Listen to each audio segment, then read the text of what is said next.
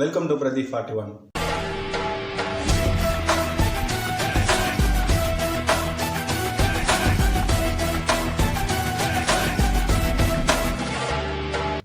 நீங்கள் நம்ம என்ன வீடியோ பார்க்க போகிறோம்னா, விஷால் சந்தானம் நடித்து சுந்தர் சி டைரக்ஷனில் வெளியான படம் தான் மதகத ராஜா. இந்த படத்தோட மூவி ரிவ்யூ தான் பார்க்க போகிறோம். ஸோ வாங்க வீடியோக்குள்ளே போகலாம். வீடியோக்குள்ளே போகிறதுக்கு முன்னாடி பிரதீப் 41 சேனலை சப்ஸ்கிரைப் பண்ணிடுங்க. நீங்கள் பண்ணுற ஒரு சப்ஸ்கிரைபர் தான் என்னோட வெற்றிக்கு முதற்படியாக இருக்கும். மதகத ராஜா இந்த படத்தோட கதைக்கில் என்னன்னு கேட்டிங்கன்னா, சுந்தர் சி அப்புறம் அவங்க 3 ஃப்ரெண்ட்ஸு ரொம்ப நாள் கழித்து அவங்க டீச்சரோட புள்ள கல்யாணத்துக்காக ஊருக்கு வர்றாங்க. அப்போ வந்து பார்த்தீங்கன்னா அவங்க டீச்சர் கல்யாணத்துக்கு வந்தப்போ ஜாலியாக என்ஜாய் பண்ணிவிட்டு, அப்போ வந்து சந்தானம் வந்து பார்த்தீங்கன்னா தன் ஒய்ஃபோட டைவர்ஸ்க்கு அப்ளை பண்ணி அதில் வெயிட்டிங்கில் இருக்காங்க. இவங்க 3 பேர் ஜாலியாக இருக்கும்போது வந்து விஷாலோட ஃப்ரெண்ட்ஸுக்கு 3 பேர்த்துக்கு வந்து பார்த்தீங்கன்னா விஷாலோட ஃப்ரெண்ட்ஸுக்கு வந்து தொழிலில் போட்டியாக சோன் சூட் உள்ளாகிறாரு. அவர் கூட நடக்கிற பிரச்சனைக்காக விஷால் போய் அவர் கூட போட்டிடுறாரு, சண்டை போடுறாரு. ஸோ இதுதான் இந்த படத்தோட கதைக்கலாம். அதுக்கப்புறம் விஷால் சோன் சூட்டு என்ன பண்ணாங்க, ஸோ இதுதான் இந்த படத்தோட மீதி கதை. இந்த படத்தில் ப்ளஸ் அண்ட் மைனஸ் பார்த்தீங்கன்னா, ஃபஸ்ட்டு ப்ளஸ்ஸு விஷாலோட ஆக்டிங் உண்மையாலுமே நல்லா இருக்குது. விஷால் வந்து உண்மையாலுமே இதே மாதிரி படங்களை 8 பண்ணியிருந்தாலே இந்நேரம் அவர் பெரிய நிலைமைக்கு வந்திருக்கலாம். நல்லா பண்ணியிருந்தார். அதே மாதிரி 13 வருஷம் கழித்து ஒரு படம் வந்து கிடப்பில் இருக்க படம் இப்போ வந்து ரிலீஸ் ஆகுனா, அது வந்து நம்ம எதிர்பார்த்த லெவலுக்கு இருக்குமான்னு பார்த்தா உண்மையாலுமே அந்த லெவலுக்கு நீட்டாக பண்ணியிருக்காங்க.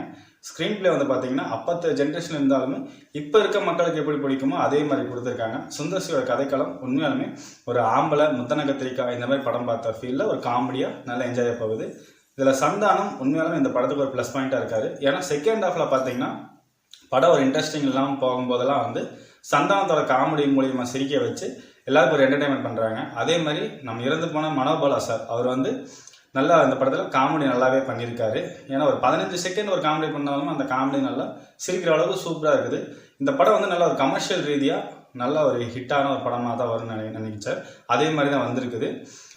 விஜய் ஆண்டனியோட மியூசிக் இந்த படத்தில் வந்து பார்த்தீங்கன்னா நல்ல விண்டேஜ் ஃபீலில் நல்ல ஒரு மியூசிக் கொடுத்துருக்காரு. டம்பக்குன்ட்டு அந்த ஒரு மியூசிக்லாம் நான் கேட்கும்போது ஒரு இன்ட்ரெஸ்டிங்காக பார்க்கறதுக்கு நல்லா இருக்குது. அதே மாதிரி இதில் சந்தானம் வந்து என்ன பண்ணிட்டாருன்னா, இந்த மாதிரி காமெடியாகவே எல்லா படத்தையும் சூஸ் பண்ணியிருந்தாலே உண்மையாலுமே அவருக்கு ஒரு நல்ல வெற்றி கிடச்சிருக்கும். இவர் சடன்னு இடையில போய் ஹீரோ ஆகிறேன் இதாகிறேன்னு சொல்லி அவரோட லைஃப் ஹிஸ்ட்ரியை அவரே கெடுத்துக்கிட்டாரு. அதுதான் உண்மையாக சொல்லணும். விஷாலும் அதே மாதிரி தான் தேவையில்லாமல் கட்டடம் கட்டுற அது கட்டுறேன்னு சொல்லி இவரோட சினிமா வாழ்க்கை இவரே கெடுத்துக்கிட்டாரு. இந்த மாதிரி படங்கள் பண்ணி விஷால் வந்திருந்தாருனால இந்நேரம் அவர் ஒரு சிவகார்த்தியன் ரேஞ்சுக்கு இவர் வந்திருக்கலாம். அதே மாதிரி சந்தானம் இந்த மாதிரி காமெடியில் பண்ணியிருந்தாலும் யோகி பாபுக்கு மேலே ஃபஸ்ட்டு இருந்தார். இப்போது யோகி பாபு ஃபில் பண்ணிட்டாரு. இப்போ அந்த இடத்த வந்து சந்தானம் ரிட்டர்ன் ஃபில் பண்ணாருன்னா கொஞ்சம் நல்லாயிருக்கும். யோகி பாபு காமெடிகள் நல்லா இருந்தாலுமே சந்தானத்தோட காமெடிகளில் இதில் அவர் கொஞ்சம் நல்லா பண்ணியிருக்காரு. சந்தான காமெடிகள் கேட்கும்போது உண்மையாக லொல்லு சபாலாம் பார்த்தீங்கன்னா தெரியும், நல்லா இன்ட்ரெஸ்டிங்காக காமெடி பண்ணியிருப்பார். அதே மாதிரி இதில் பண்ணியிருக்காரு. இந்த படத்தில் மைனஸ் என்னன்னு கேட்டிங்கன்னா, மைனஸ் இந்த படத்தில் அவ்வளோக்கு இல்லை.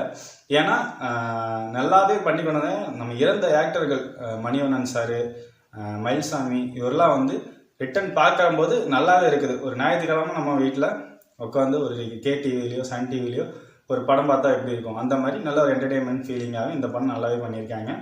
இந்த படத்தில் நல்ல நல்ல காமெடிகள் இருந்தாலுமே கொஞ்சம் கிரிஞ்சுகள் வருது. அது மட்டும் கொஞ்சம் மாதிரி இருந்தால் பரவாயில்ல.